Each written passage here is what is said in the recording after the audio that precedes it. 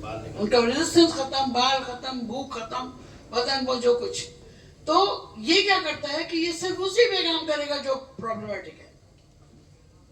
इसको ये हजम नहीं हो रही, ये बात डॉक्टरों को, ये बात डॉक्टरों को हजम नहीं हो रही कि इसके अंदर कौन सा ऐसा सेंसर है जो वो 3 सेल, अभी 3 लोग बैठे हैं, मुझे क्या पता है इसको भूख लग रही है, इसको नींद आ रही है, इसको खाना ही नहीं खाना है, 3 बैठे।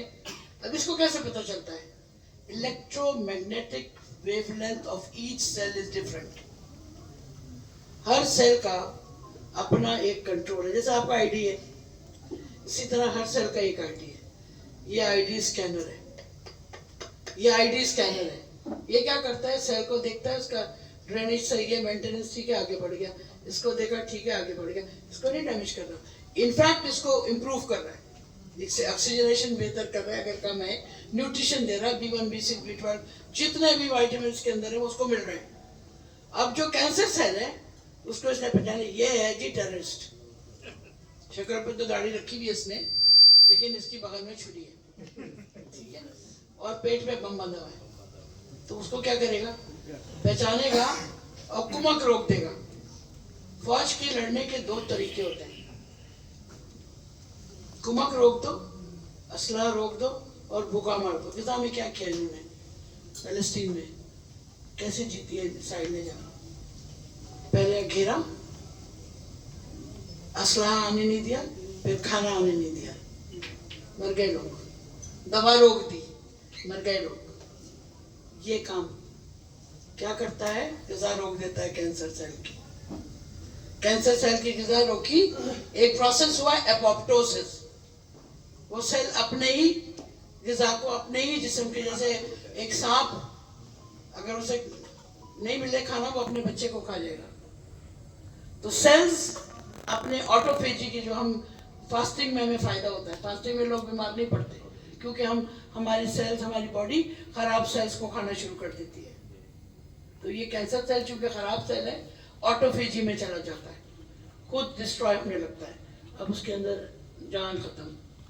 अब उसकी जान खत्म हुई तो बराबर वाले को भी तंग नहीं कर सकता, वरना उसका काम यही था कि इसको थप्पड़ मार के उठाना, चल भाई मेरी टीम में शामिल हो जा। ये करता है कैंसर, इस तरह कैंसर बढ़ता है। तो दौरान खून खत्म किया कैंसर के सेल का, पड़ोसियों को ताकतवर करके देखो, नजर रखना ये करेगा गड़बड़, उस पर नजर रखी उसने, स्कैनर। और खुद क्या किया? डिटॉक्स कर दिया।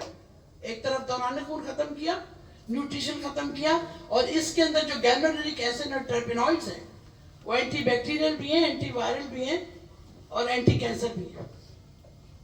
वो सेल को मारने पहुंच गया।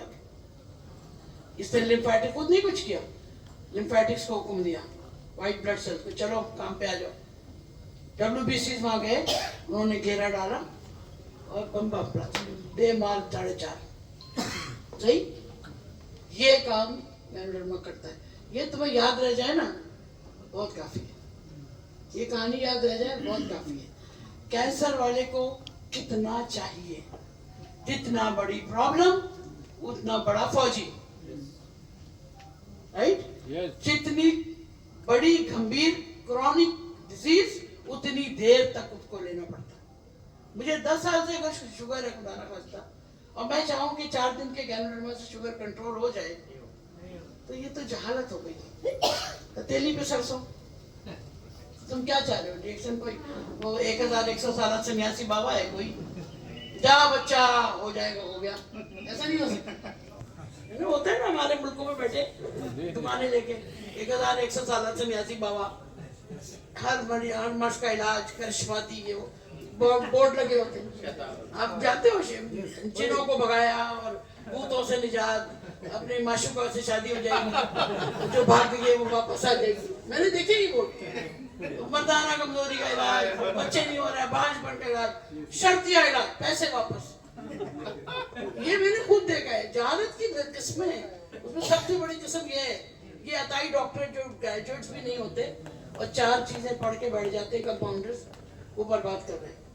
तो प्लीज कंपाउंडर मत बनना, डॉक्टर नहीं बनना, सिर्फ एक खिदमतगार बन जाओ, बॉडी की खिदमत करो, बॉडी खुद तुम्हारी खिदमत करेगी। सही है ना?